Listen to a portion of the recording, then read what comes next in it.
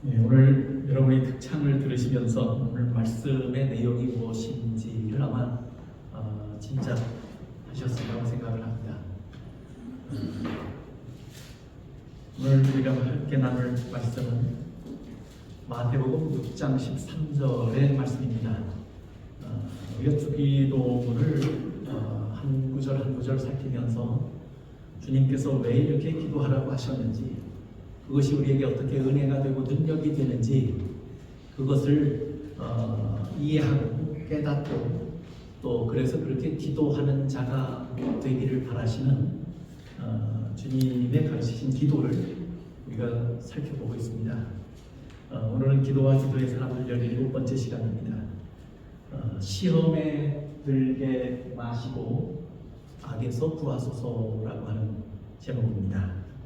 어떤 분이 이 말씀을 가지고 하나님께서 우리를 얼마나 사랑하시는지, 우리의 구원을 이토록 열망하며 이루시기를 원하시는 주님의 심정이 담긴 기도라고 설명을 했습니다. 위험한 세상에서 우리를 마침내 구원하시기 위해서 이중 안전장치를 마련해 주셨는데, 그렇게 두 가지로 우리가 늘 기도하며 주님을 의지한다면 우리가 늘 주님 안에서 승리하고 안전한 그리스도인 삶을 살 수 있을 것이라고 하는 것입니다. 우리가 완전하지 않아서 시험에 빠질 때가 종종 있습니다. 시험에 들 때가 있습니다.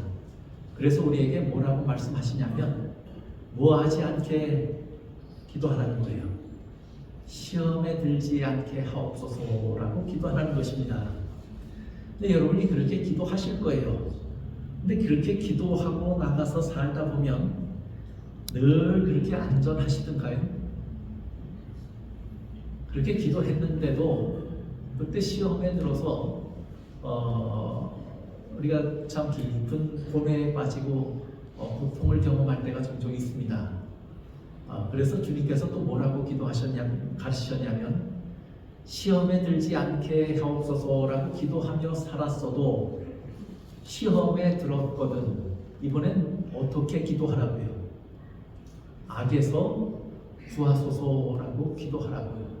그래서 이것은 이중 안전장치로 마련하신 간구 기도다라고 설명을 했습니다. 시험이 없는 하나님의 자녀가 없습니다. 성경은 이렇게 얘기합니다. 베드로전서 5장 8절에 보면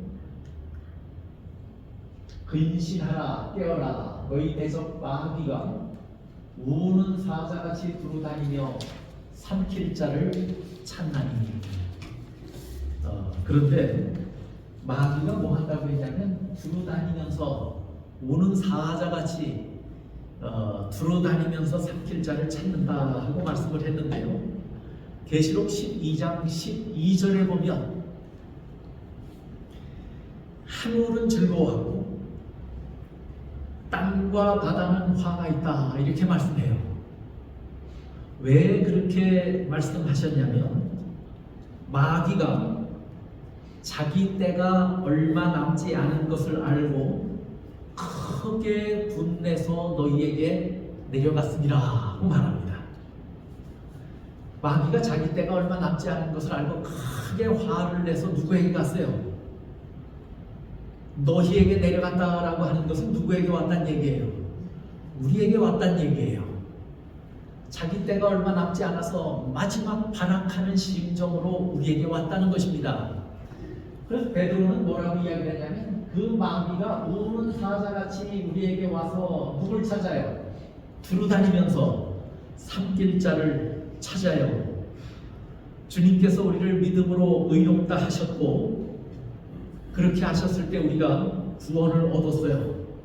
그런데 구원을 얻었다고 하는 것은 이 세상의 모든 시험으로부터 면제되었다고 하는 의미가 아닙니다. 우리가 예수를 믿어서 구원 용서되었고 구원 얻었다라고 구원 얻었을 때 우리의 시험과 시련까지도 다 한꺼번에 면제되었다면 얼마나 좋을까요? 그러나 그것은 면제된 것이 아니고 우리는 여전히 무엇 가운데 있다고 말해요? 시험 가운데 있고 시련 가운데 있다고 말합니다. 하나님께서 그것을 면제시켜 준 것이 아니에요. 계시록은 이렇게 계속해서 말합니다. 용이 여자에게 분노하여 돌아와서 그 여자의 남은 자손 곧 하나님의 계명을 지키며 예수의 증거를 가진 자들과 더불어 싸우려고 바다 모래 위에 섰더라. 마지막이 되면 될수록 마귀는 자기 때가 얼마 남지 않은 것을 알고 하나님의 백성들을 뭐해요? 시험하고 핍박하고 박해해서 그 믿음에서 뭐하게 하려고 하는 거예요. 떨어져 나가게 하기 위해서 마귀가 저렇게 혈안이 되어서 일하고 있다고 말합니다. 고린도전서에서는 그래서 우리가 면제된 것이 아니고 뭐라고 이야기하냐면 그 계속해서 말해요. 요한일서도 세상이 너희를 미워하여도 이상히 여기지 말라. 왜요? 마귀가 내려가서 그 일을 하기 때문이에요. 이상히 여기지 말라고 그랬어요. 또 누가복음 22장 28절에 보면 너희는 나의 시험 중에 항상 나와 함께 한 자들이죠. 예수님의 제자들에게 직접 하셨지만 예수님의 제자들뿐만 아니라 예수님을 따르는 모든 자들이 누구와 함께 시험받는다는 게 예수님이 시험받은 것처럼 그 모든 따르는 자들이 늘 시험을 받는 것이고 이 세상에 사는 날 동안 이것은 우리가 시험을 당하는 것은 이상한 일이 절대 아니다라고 말합니다.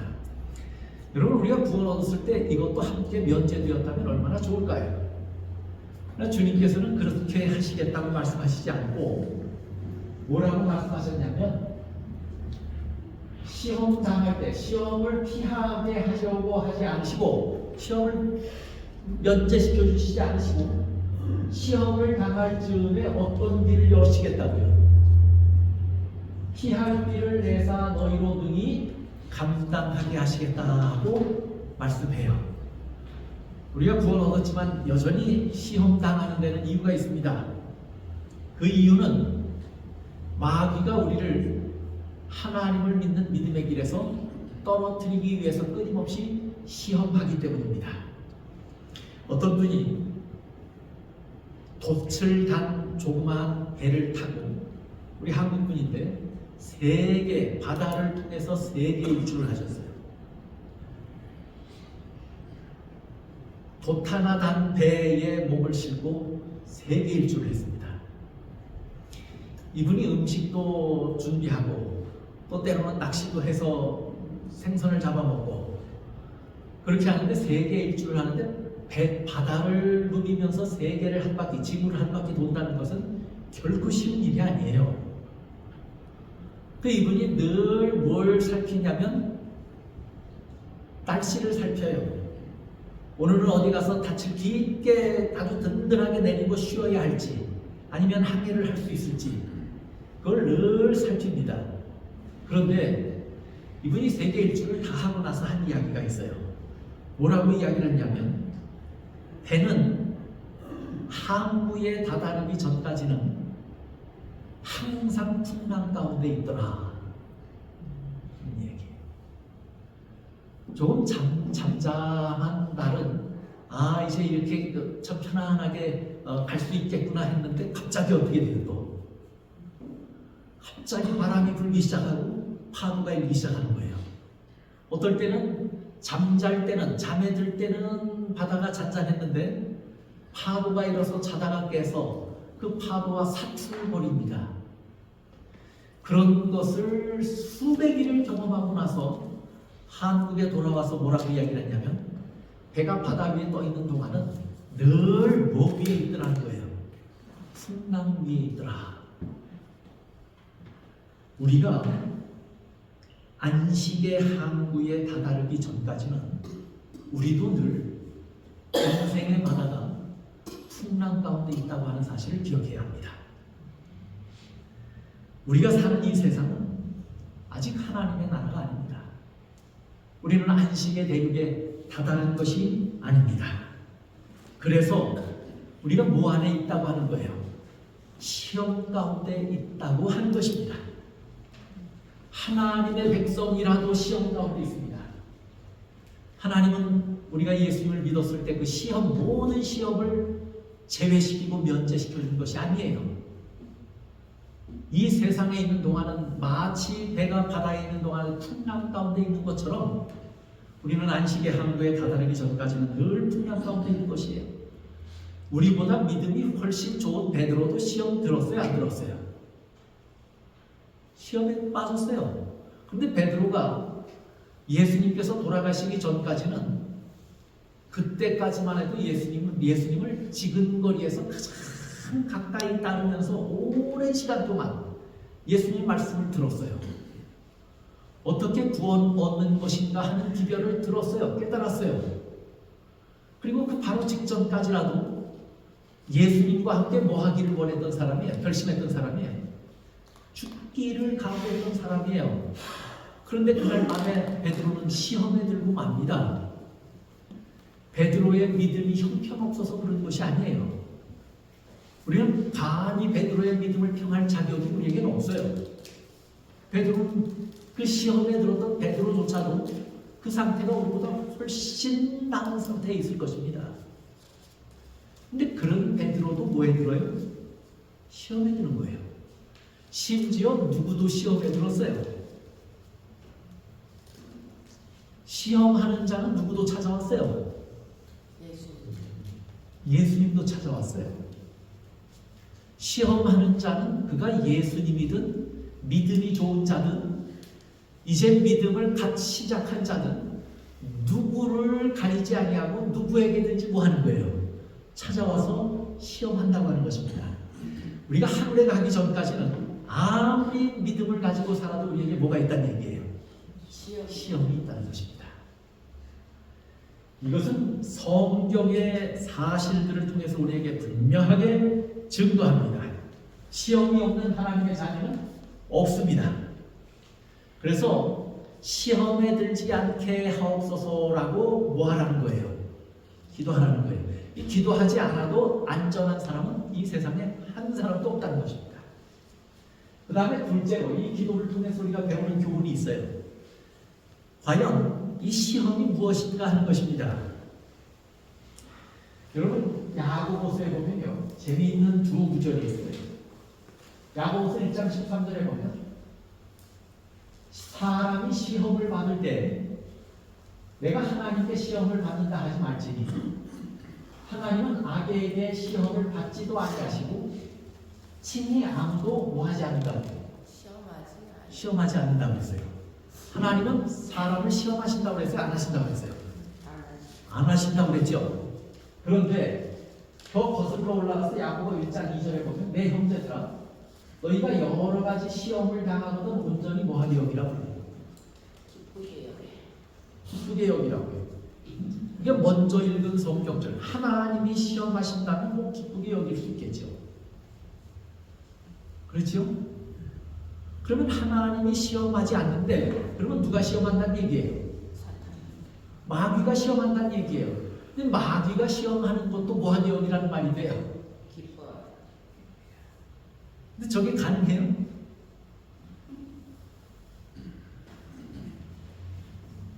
여기서 말하는 시험은 똑같은 시험이라고 하는 단어가 사용이 됐지만 같은 의미로 사용된 단어가 아니에요.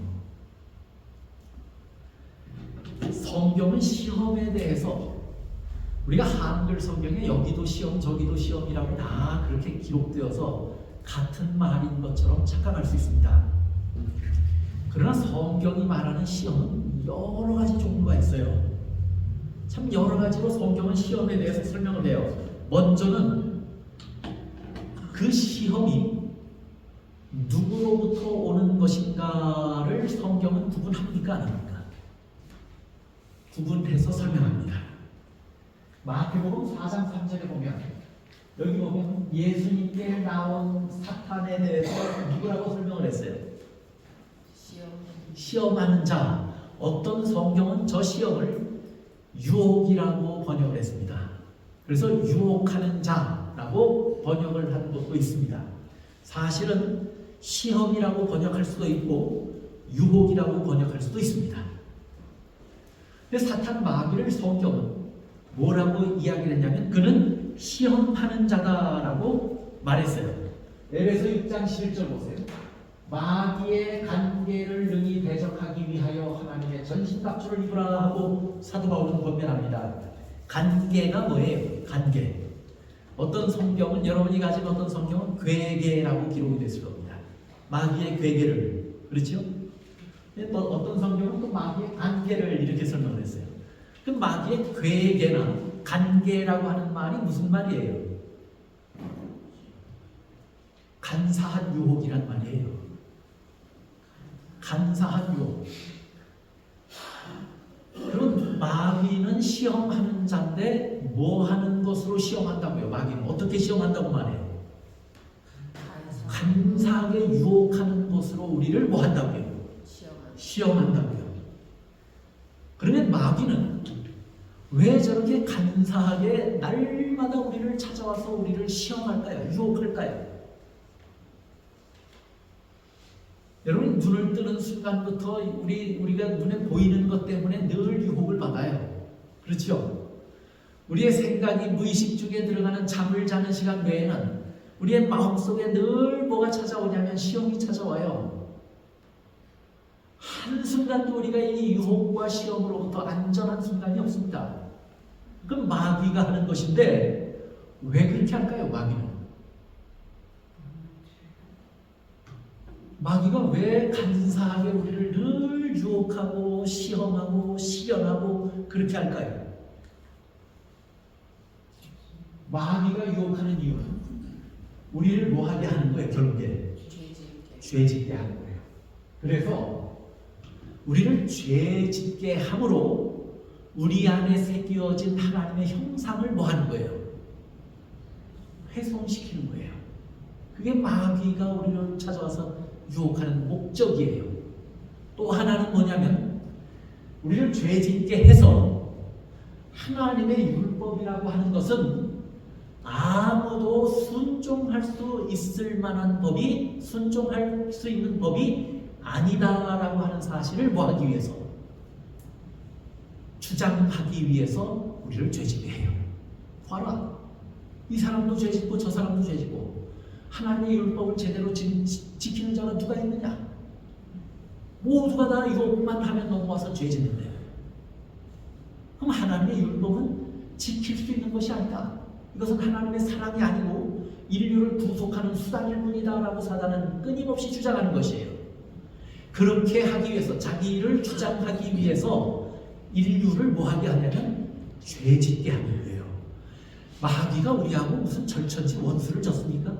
여러분이 마귀를 언제 만나셔서 뭐 마귀에게 마음 상할 무슨 뭐 속상하게 하고 뭐 상처를 주신 일이 있어요? 여러분, 마귀하고 여러분 본래 상관없는 자예요. 마귀하고 제가 원수실 일이 뭐가 있어요? 근데 마귀는 왜 저를 그렇게 원수시할까요? 왜 저를 죄짓게 하지 않고는 견디지 못할까요? 마귀가 그걸 통해서 우리 안에 새겨진 하나님의 형상을 지우기를 원하는 거예요. 그리고 하나님의 계명을 지킬 수 있는 가능성이 있는 게 아니다라고 주장하고 싶은 거예요. 그래서 인류가 그럼에도 불구하고 구원을 얻는다면 죄를 범한 누구도 멸망하면 안 된다는 거예요. 자기도 멸망당하면 안 된다고 주장하고 싶은 거예요. 그게 마귀가 우리를 시험해서 죄짓게 하는 이유예요. 그러면 거기에 마귀는 사활을 거는 거예요. 이렇게 중요한 목적이 있는데 마귀가 그냥 대충 할 수 있는 거 아니죠. 마귀도 자기의 생명을 걸고 우리를 시험하는 거예요. 우리를 넘어뜨려야 자기의 주장이 사지다.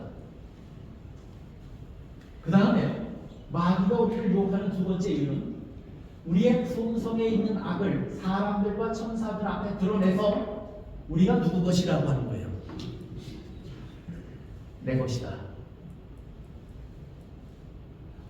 하나님의 자녀가 아니고 모든 인류는 누구의 것이라고 주장하는 거예요.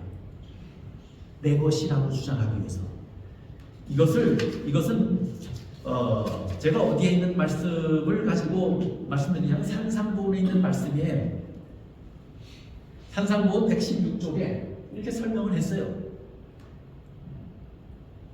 우리의 품성에 있는 악을 사람들과 천사들 앞에 드러내게 해서 하나님의 자녀다운 사람들이 아니고 하나님의 자녀가 아니고 이제는 내 자녀다라고 주장하기 위해서 마귀는 우리를 시험한다고 하는 것입니다. 그럼 마귀는 목적이 분명해요. 그래서 그 시험도 마귀는 절대 포기하거나 등한히 하지 않을 것입니다. 최선을 다해서 마귀는 시험할 겁니다. 그래서 하나님은 뭐라고 말씀했냐면 마귀가 너희에게 내려갔으니까 땅은 화가 있을 것이라고 했어요. 분내서 내려갔다고 했어요. 싸우려고 바다 모래 위에 섰다고 말했어요. 왜 이렇게 하는지를 우리는 아셔야 합니다. 자, 그런데 그러면 이 시험은 누구로부터 오는 거예요? 마귀로부터 오는 것이죠. 그러면 모든 시험은 마귀로부터만 옵니까? 야고보서 1장 13절에 보면 아무도 친히 시험하지 않는다고 그랬죠. 그런데 히브리서 11장 17절 보십시오. 아브라함은 시험을 받을 때 그랬어요. 아브라함은 시험 받았어요? 안 받았어요? 받았어요. 누구로부터 받았을까요? 창세기 22장 1절에 보면 그 시험 받은 사실을 기록합니다. 그 일 후에 하나님이 아브라함을 뭐 하시려고? 시험하시려고. 똑같은 시험이라고 하는 단어가 사용이 됐어요. 그렇죠?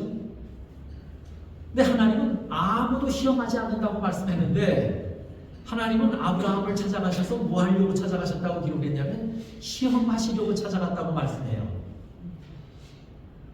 그러면 아무도 시험하지 않는다고 했는데 왜 아브라함을 시험하러 찾아가십니까? 하나님은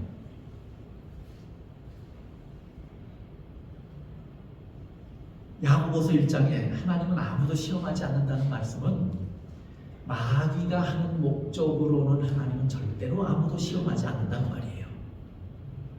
마귀가 하는 방법으로 사람을 유혹해서 죄 짓게 하고 넘어뜨리게 하기 위한 목적으로 하나님은 한 사람에게도 시험하지 않는단 말이에요. 그러나 성경을 보면 하나님도 여전히 시험하십니까? 안 하십니까? 시험하시요. 마귀처럼은 안 하셔요. 그렇죠? 마귀와 같은 이유와 그 목적으로는 안 하셔요. 그러나 하나님은 다른 목적을 가지고 뭐 하시는 분이라고요? 시험하셔요.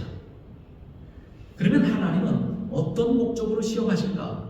아브라함을 찾아가셨어요. 근데 아브라함을 뭐 하려고 찾아가셨어요? 시험하시려고. 저 시험이 뭔지 아시죠? 내 독자 이삭을 뭐 하라고요? 제물로 드리라. 그러면 얼마 후에 있을 아브라함의 시험의 결과를 하나님이 모르셔서 그렇게 하신 것입니까? 다 아시는데 왜 시험하실까요?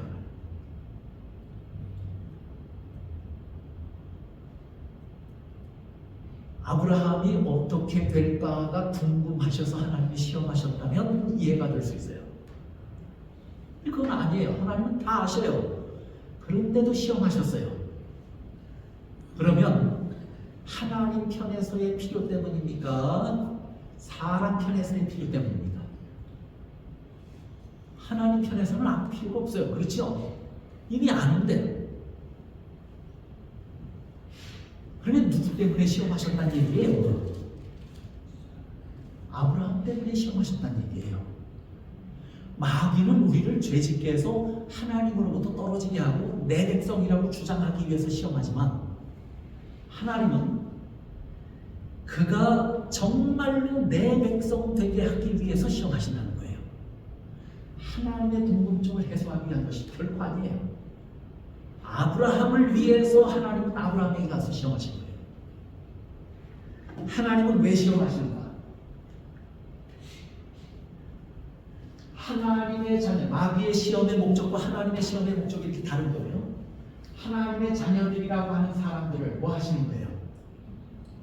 검증하시고 뭐 하시는 수단이에요? 연단하시는 수단이다라고 하는 것입니다. 베드로전서 1장 6절로 7절에 보면 이렇게 말씀해요. 그러므로 너희가 이제 여러 가지 시험으로 말미암아 잠깐 근심하게 되지 않을 수 없으나 오히려 크게 기뻐하는도다. 여러 가지 시험을 받는 동안에 기뻐해요. 그렇죠? 그 마귀가 주는 시험은 아니란 말이에요. 그렇죠?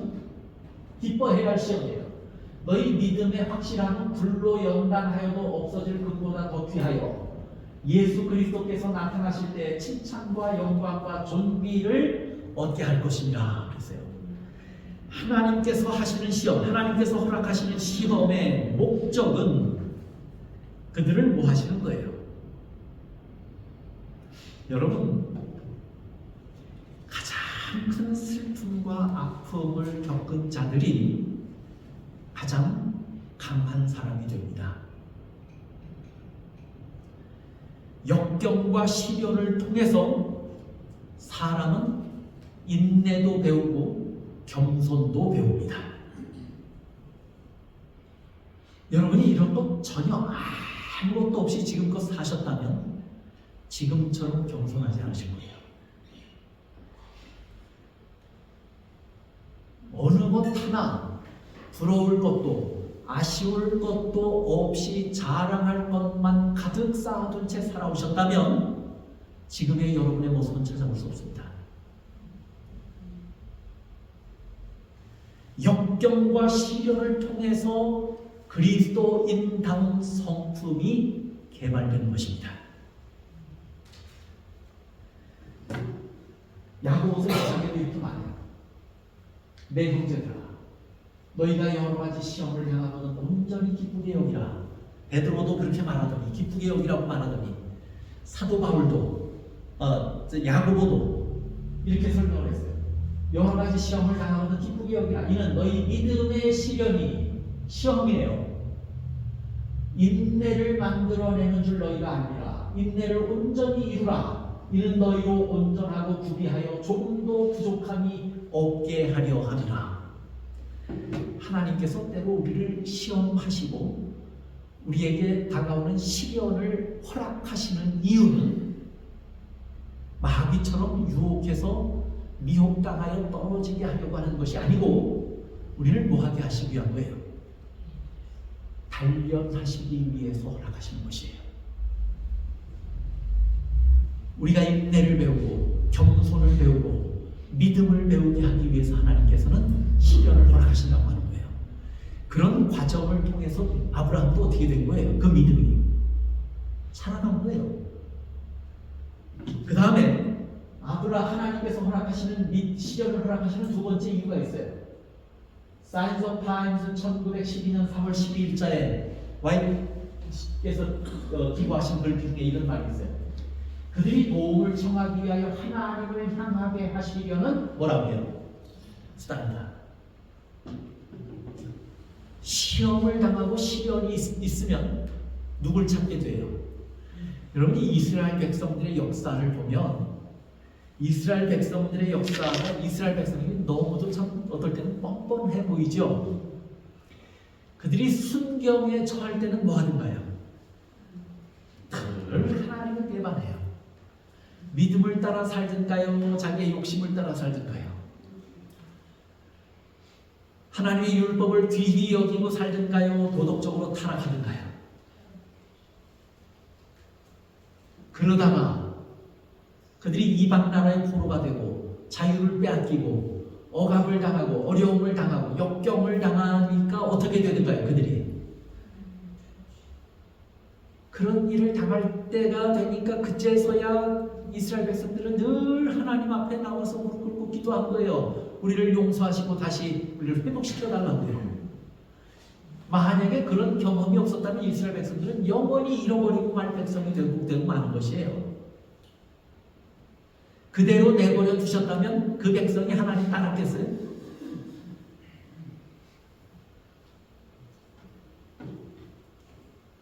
하나님의 모든 목적은 결국에 지나간 역사를 통해서 보든지 개인의 지나간 경험들을 통해서 살펴보면 하나님의 모든 목적은 순경보다는 오히려 역경의 때에 이루어지더라 하는 것입니다. 역경을 통해서 이루어지더라 하는 것입니다. 하나님을 경험하고 하나님을 체험하는 것은 순경 중에 이룰 수 없는 일이에요. 하나님을 경험하는 것은 역경을 통해서 경험할 수 있는 것이고 하나님을 체험하는 것도 그렇게 돼요. 우리가 어렵지 않으면 무릎 꿇고 하나님 앞에 나올 수 있는 사람이 과연 몇이나 될까요? 왜 그렇게 세상 사람들 똑똑하고 부유한 사람들에게 믿으라고 하면 왜 그 믿음을 거절할까요? 왜 많은 사람들이 예수보다는, 하나님보다는 내 재물을 믿고, 하나님보다는 내 권력을 믿고, 하나님보다는 내 주먹을 믿는다고 말할까요? 그들이 만약에 인간의 지혜나 자신의 능력으로 해결할 수 없는 역경에 봉착한다면 그들도 결국 뭐하는 자들이 될 수밖에 없어요. 누군가의 도움을 청하는 자들이 될 수밖에 없는 것입니다. 하나님께서 우리에게 때로 역경을 허락하시고 시험을 허락하시는 이유는 우리가 고개를 돌려서 누구에게 오기를 원하시는 거예요. 하나님께 나오게 하시기 위해서 시험을 허락하신다고 하는 것입니다. 그 다음에 왜 하나님이 시험하시는가? 구조와 선지자 154쪽에 보면 이렇게 말씀해요. 하나님께서는 온 하늘 앞에서 당신의 종의 충성을 시험하여, 지금 아브라함을 시험한 것을 이해해 본 거예요. 당신의 종의 충성을 시험하여 완전한 순종만이 받으시는 바가 된다는 것을 증명하고 구속의 경륜을 더 완전하게 저들 앞에 밝히고자 하셨다. 하나님께서 하나님의 자녀들을 시험하는 데는 이유가 있어요. 제가 저기 너무 길어서 다 인용하지 않고 부분적으로 인용을 했습니다. 그런데 제가 인용하지 않은 구절에 이런 말씀이 구조와 선지자의 기록이 되어 있어요. 아브라함은 하나님의 약속에 대한 신앙의 부족함을 이미 한두 번, 몇 번 보였습니까? 안 보였습니까? 보였죠. 하나님의 약속에 대한 믿음, 신뢰를 아브라함은 여러 번 잃어버렸어요. 그런데 아브라함이 골방에 들어가서 만약에 하나님을 신뢰하지 않았다 할지라도, 의심했다 할지라도 누가 보고 있어요? 그다 사단도 보고 있고 온 우주의 거민들이 그거 볼까요? 안 볼까요? 보고 있어요. 그런데 그것 때문에 사단은 하나님과 천사들 앞에서 하나님을 향해서 아브라함은 내 것이라고 주장한 거예요.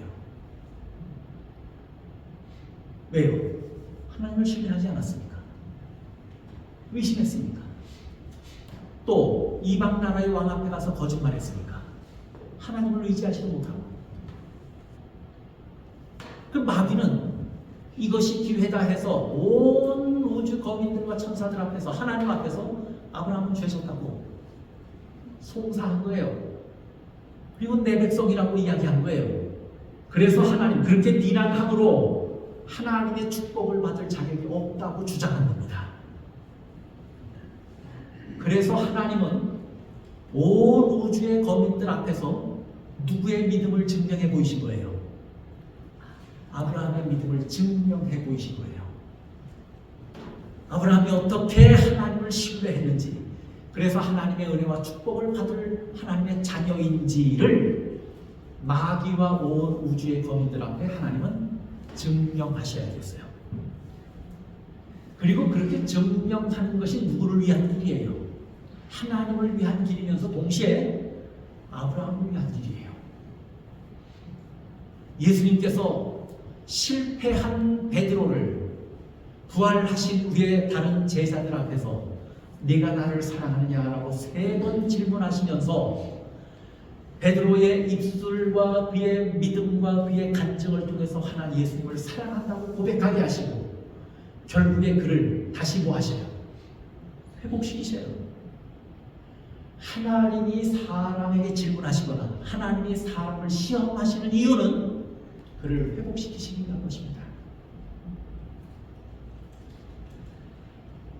구조와 선지자에서도 이렇게 분명하게 설명합니다. 자, 그러면 마귀도 사람을 시험하죠. 하나님도 시험해요. 마귀의 시험하는 목적과 하나님의 시험하는 목적은 완전히 달라요. 성경은 이 두 가지 시험을 다 뭐라고 기록했냐면 시험이라고 기록했어요. 또 성경은 시험에 대해서 뭐라고 이야기했냐, 분류를 하는데 시험이 외부로부터 오는 시험도 있고 내 마음 안에서 일어나는 시험도 있다고 말합니다. 시험이 여러 가지예요. 그렇죠? 하나님으로부터 오는 것, 사탄으로부터 오는 것, 또 외부로부터 오는 것, 그건 하나님으로부터도 오는 것도 외부로 오는 것일 수 있고 사탄에게서부터도 외부로 오는 것일 수 있어요. 그건 뭐냐면 우리가 어려움을 당하는데 시련과 핍박과 박해 같은 것들은 다 어디서부터 와요? 외부로부터 오지요. 근데 때로 하나님도 우리를 시련에 당하도록 허락하셔요. 그 외부로부터 하나님도 시험을 하실 수 있어요. 마귀가 우리를 핍박하고 박해합니다. 그 외부로부터 우리가 당하는 시험이에요.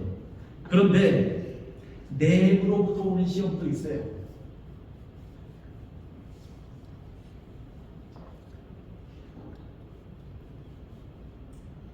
야고보서 1장 14절 보니까 오직 각 사람이 시험을 받는 것은 뭐에 끌려 미혹되기 때문이에요. 자기 욕심에 따라서 욕심에 끌려서 시험에 당한다. 그러니 외부적 요인으로 우리가 시험에 들 때가 있고 우리 마음속 안에 있는 요인 때문에 못 당할 수도 있다는 거예요. 시험 당할 수도 있다고 말합니다. 그렇다면 성경은 이건 뭐냐면 우리가 마음의 자기 욕심에 끌려서 때로 뭐 하냐면 원칙을 깨버립니까? 때로 자기 욕심에 이끌려 타협하며 살다 보면 조금 타협한 것 같았는데 그 다음에는 그것이 발판이 되어서 뭐해요? 조금 더 과감하게 타협해요. 그러다 보니까 하나님의 율법을 범하는 삶을 살아야 안 살아요. 그렇게 살죠. 그 자기 마음 안에 있는 욕심이, 이기심이 그것이 우리를 시험에 들게 해서 우리를 죄짓게 해요. 마귀가 그냥 우리를 강제로 죄짓게 할 수 있는 게 아니에요. 마귀가 유혹할 때 우리 마음 안에서 공명이 일어나서 죄짓는다는 건데요. 그건 우리 마음에 뭐가 있기 때문이에요. 욕심과 이기심이 있기 때문이에요. 그래서 그것 때문에 우리가 죄에 빠져요. 시험에 들어요. 그게 전혀 없다면 마귀가 유혹해도 우리 시험에 들지 않죠.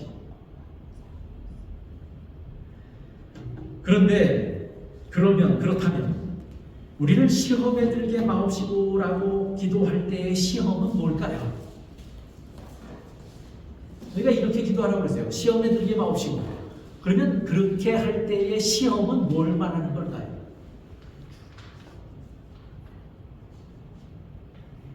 그게 내부 마음속에서 일어나는 것이든 외부에서 일어나는 것이든 마귀를 통해서 이르러오는 시험에 대해서 말씀하고 있는 것이에요. 산상보험에도 이렇게 분명히 말했어요. 우리를 시험에 들게 하는 마옵시고에서의 시험은 무엇인가? 산상보험 116. 시험은 죄를 짓도록 유인하는 것이므로 그 구절을 설명하는 내용입니다. 그 시험은 죄를 짓도록 유인하는 것이므로 하나님께로부터 오는 것이 아니고 사단과 우리 마음속의 악에서부터 오는 것이다. 그랬어요. 사단이 외부로부터 우리를 유혹하고 우리 마음속에는 뭐가 있어요? 이기심과 탐심이 있어요. 욕심이 있어요. 그것이 서로 맞아떨어져서 뭐 한다는 거예요? 시험에 든다는 거예요. 그래서 이렇게 이르러 오는 시험에 들지 않게 해달라고 뭐 하라는 얘기예요? 기도하라는 얘기예요. 왜냐하면 우리 스스로 혼자의 힘으로 저것을 능히 싸워서 이길 수 있다면 기도까지 할 필요가 있습니까? 없습니다. 우리 안에 이미 죄악이 자리 잡고 있어요. 이기심이 있고 탐심이 있고 욕심이 있어요. 이게 잉태해서 뭘 해요? 죄를 짓는 거예요. 그러면 시험에 들지 않게 해주십시오 하는데 그걸 우리가 이기심을 억누르고 탐심을 억누르고 그 다음에 욕심을 억누르는 것이 쉬워요, 어려워요? 결국에 이기든가요, 지든가요? 여러분 오래 살아오셨잖아요. 우리 스스로의 힘으로 극복할 수 있는 것이 아니에요. 마귀가 주는 시험을 우리가 얕잡아 볼 수 있는 수준의 것이 아니에요. 우리 스스로 그것을 극복하고 이길 힘이 없어요. 그래서 예수님은 뭐 하라고 말씀하신 거예요? 기도하라고 말씀하신 거예요. 이걸 위해서 날마다 기도하라고 말씀하신 거예요. 그렇다면, 만약에 그렇다면 우리를 시험에 들게 하지 마시고라는 기도는 그 자체가 뭐예요? 약속입니다. 여러분 어떤 분이 만약에 여러분에게 내가 너를 정말 사랑하는데 사랑하고 아끼는데 너가 살다가 어려움을 당하거든 꼭 나를 찾아와 그렇게 말했다면 그 사람이 그렇게 말하는 순간 무엇을 약속한 것입니까? 네가 나를 찾아오면 내가 뭐 하겠다는 거예요? 도와주겠다고 하는 약속이에요. 그래요, 안 그래요? 네가 어려울 때는 나를 찾아와라. 그렇게 말했다면 내가 도와주겠다는 얘기예요. 시험에 들게 하지 마옵시고라고 기도하라고 가르치셨다면 그렇게 나를 찾아오면 내가 뭐 하겠다는 약속이에요. 그 말은 너를 꼭 도와줄게. 무슨 일이 있어도 내가 너를 도와줄게. 그 약속을 기도하라고 말씀하신 거예요.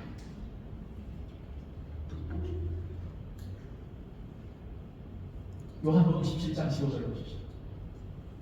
내가 비옵는 것은 예수님이 이 땅에 계실 때부터 기도했어요. 그들을 세상에서 데려가시기를 위함이 아니요. 오늘 바꿔서 이야기할 수 있어요. 우리에게 시험을 면제해 주기 위함이 아니요. 다만 악에 빠지지 않게 보존하시기를 위함입니다. 예수님이 제자들을 위해서 기도하셨는데 뭐 하지 않게 하기를 기도해요. 악에 빠지지 않기를 기도해요. 예수님은 하나님의 자녀들이 악에 빠지는 것을 원하지 않으세요. 악에 빠지지 않게 해달라고 예수님도 기도해요. 그 말은 뭐냐면 예수님 마음 안에 무슨 열정이 있다는 거예요. 우리가 시험에 들면 안 되는데 만약에 시험에 들면 도와줘야 되는데 그런 마음의 열심이 예수님 안에 있다는 거예요. 예수님은 그런 마음으로 기도하셨어요. 또 누가복음 보세요. 22장 시몬아 시몬아 보라 사탄이 너희를 밀가부르듯 하려고 요구하였으나 그러나 내가 너를 위하여 내 믿음이 떨어지지 않기를 기도하였노니. 예수님은 예수님의 제자들이 마귀의 유혹에 넘어가서 그 믿음의 길과 헌신과 충성의 길을 해서 실패할까봐 그래서 예수님은 뭐 하셔요? 그 제자 베드로를 위해서도 기도하셨다고 말씀합니다. 그런데 베드로를 위해서 기도했죠. 베드로는 또 이렇게 이야기해요. 너희는 말세에 나타내기로 예비하신 구원을 얻기 위하여 믿음으로 말미암아 하나님의 능력으로 뭘 받았다고요? 구하심을 받았다. 말세에 나타나기로 예비하신 구원을 얻기 위해서 그것은 이미 예정되어 있어요. 그렇죠? 그럼 그것을 얻는 것은 예정되어 있지만 시간이 아직 남아있는 거예요.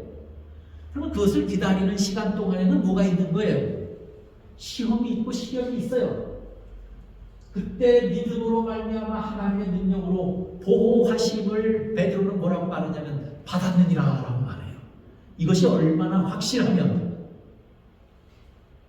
받았다라고 말하는 거예요. 또 보세요. 요한일서 5장 18절 하나님께로부터 난 자는 다 범죄하지 아니하는 줄을 우리가 아노라. 하나님께로부터 나신 자가 그를 뭐하시매 지키심에 악한 자가 그를 만지지도 못하니라. 결국에 하나님께로부터 났다라고 하는 말은 우리가 믿음으로 구원을 얻었고 우리가 시시때때로 하나님께 나가서 뭐 하는 자들이란 얘기예요. 기도하고 간구하는 자들이에요. 그들이 하나님께로부터 난 자들이에요. 그래서 늘 하나님의 은혜와 능력 하나님의 사랑 가운데 머무는 자들이에요. 그렇게 하나님께 나오는 자들은 하나님께서 그를 뭐 한다고요? 지키신다고 말해요. 우리에게 그렇게 기도하라고 하신 데는 분명한 이유가 있습니다. 내가 너를 도와줄게 하는 약속이 있는 것입니다. 하나님은 저런 약속을 지키시는 분이십니다. 산상보훈에서도 계속해서 이렇게 얘기해요. 산상보훈 119조. 만일 우리가 영적으로 눈을 뜬다면 시험을 당하여 마치 벼랑 끝에 서 있는 것처럼 된 사람들을 도와주기 위하여 천사들이 빨리 날아다니는 것을 보게 될 것이다. 우리가 믿음의 눈을 열어서 그것을 볼 수 있다면 실제로 하나님께서 무엇을 하고 계시는지를 저렇게 볼 수 있을 것이라고 말합니다. 저런 역사를 약속하셨고 이루시는 분이기 때문에 우리에게 뭐 하라고 말씀하신 거예요? 시험 당하면 시험에서 우리를 시험에 들지 않게도 해주시고, 시험 당했거든 시험에서 우리를 건져주소서라고 기도하라고 말씀하고 있는 것입니다. 저것은 약속입니다. 살아계신 그리스도와 동행하는 가운데 생활하라. 그리하면 그분께서 결코 놓지 않을 손으로 그대를 굳게 붙들어 주실 것이다. 하나님께서 우리에게 베푸시는 사랑을 이해하고 믿으라. 그리하면 안전하게 될 것이다. 그 사랑은 사단의 모든 기만과 공격에 대해 난공불락의 요새가 된다. 그고 말합니다.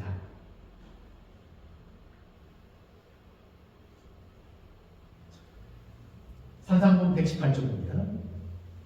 악에서 보호를 받을 수 있는 유일한 안전책은 그리스도의 의를 믿는 믿음을 통하여 그분께서 우리의 마음속에 거하시게 하는 것이다. 시험이 우리를 지배하는 것은 우리가 이기심을 품기 때문이다. 그러나 우리가 하나님의 위대한 사랑을 바라볼 때 우리의 마음은 부드럽고 겸손해지며 시험은 그 힘을 잃고 그리스도의 은혜가 풍성을 경하시게 된다. 그리스도께서는 당신이 위하여 돌아가신 사람을 결코 버리지 않으실 것이다. 그 사람은 그리스도를 떠나가고 시험에 넘어질지 모르나 그리스도께서는 당신의 생명을 속량물로 바친 그 사람을 결코 버리고 돌아서지 않으신다. 우리가 하나님을 등지고 돌아서지 않나, 우리가 하나님을 향하여 늘 도움의 손길을 펼치는 한 주님께서 우리를 버리시고 우리를 향한 눈을 돌리시는 적은 한 번도 없을 것이라고 분명하게 약속합니다. 이 약속이 주어졌기 때문에 우리에게 뭐라고 기도하라고 말하는 거예요. 시험에 들게 하지 마옵시고 우리를 악에서 구하옵소서. 우리가 그렇게 기도함으로 하나님께 나아오기만 한다면 하나님께서 우리를 도우시기 위해서 보내신 천사들이 분주히 왕래하는 역사가 우리 안에서 이루어질 것입니다. 하나님은 절대로 우리를 포기하시거나 버리는 일이 일어나지 않게 될 것입니다. 우리를 끝까지 붙드시고 이기게 하실 것입니다. 그런 약속과 그런 하나님의 목적이 분명하기 때문에 우리에게 뭐라고 기도하라고 하는 거예요? 시험에 들게 하지 마옵시고 다만 악에서 구하옵소서. 우리는 시험이 면제된 백성은 아닙니다. 우리는 아직 안식의 대륙에, 안식의 항구에 다다르지 못한 사람들입니다. 여전히 우리는 풍랑 가운데 있습니다.